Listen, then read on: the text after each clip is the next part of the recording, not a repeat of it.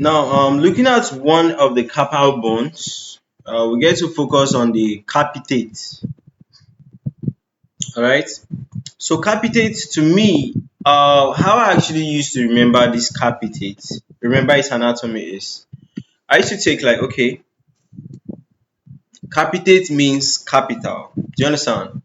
So a capital of a city should be like, the capital of a country should be like the most developed or the largest place. That's how I used to understand it. So you get to see that it is actually what the largest of the 8 carpal bones. Alright. So this is capitate right here. This is capitate right here. So let's go to talk about the anatomy of this bone. We said that capitate is the largest of the 8 carpal bones in the wrist.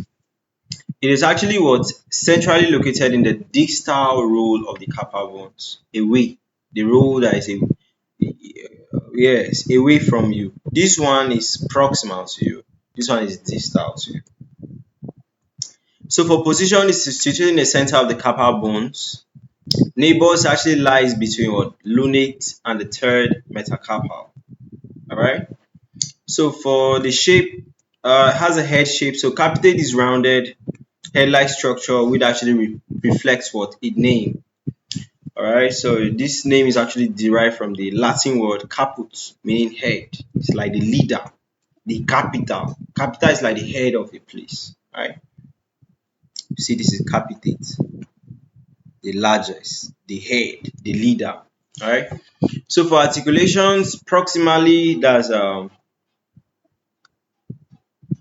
articulates with what lunate and scaphoid. Distally articulates with the what? This is the second, third, fourth metacarpal. All right. So you can see it. Once you know the anatomy, this explanation just only flows, right? So laterally articulates with trapezoid.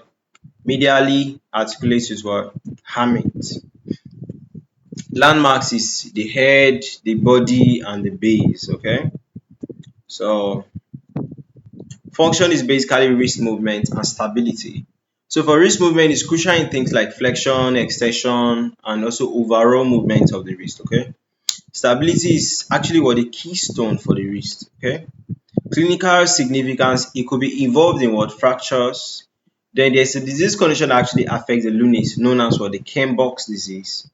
So Campbell's disease, if it progresses a lot, it can actually result into what degenerative changes in the capitate, right?